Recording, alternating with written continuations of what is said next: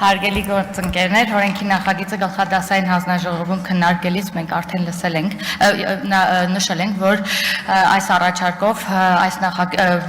ամբողջական լուծում չի հանդիսանում իրենից եւ կարող է նոր հարցեր առաջացնել եւ ուզում եմ հատկապես այն մասը ընդգծել, որ հանձնային ժողովի կանոնակարգով էլ սահմանված է, որ հանձնաժողովի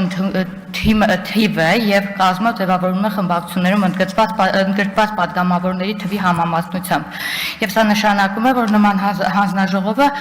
պարզապես գործունակ չի լինի, քանի որ ամեն դեպքում լինելու է մեծամասնության հանձնաժողով եւ բացի այդ էլ այս գործընթացը եթե սկսենք այն կարծես անընդհատ բաց շղթա է լինելու, ինչի արդյունքում միշտ մեծամասնությունը ունենալու է ավելի մեծ հնարավորություններ եւ անհավասար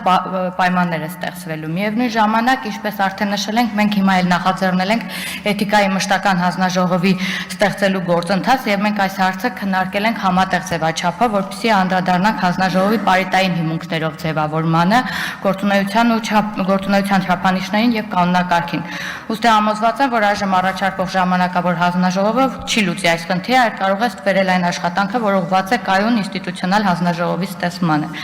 Մեր նպատակը պետք է լինի ստեղծել մշտական գործող ինստիտուցիոնալ հանձնաժողով, որը կուսակցական պատկանելությունից անկախ կկարողանա օբյեկտիվ արդար մոտեցում ցուցաբերել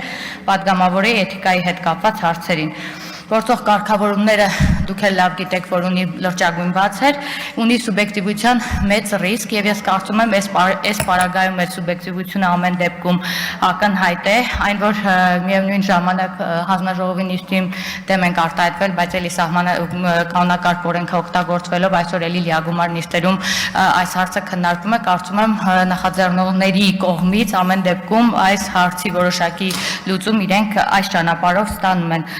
բայց միևնույն ժամանակ պետք է նշենք, որ մենք ժամանակավոր հանձնաժողովի ստեղծմանը դեմ ենք եւ կոչ ենք անում կենտրոնանալ մշտական, օրենսդրական ամրագրված եւ ինստիտուցիոնալ հանձնաժողովի ձևավորելու վրա բոլորի մասնակցությամբ եւ վստահությամբ։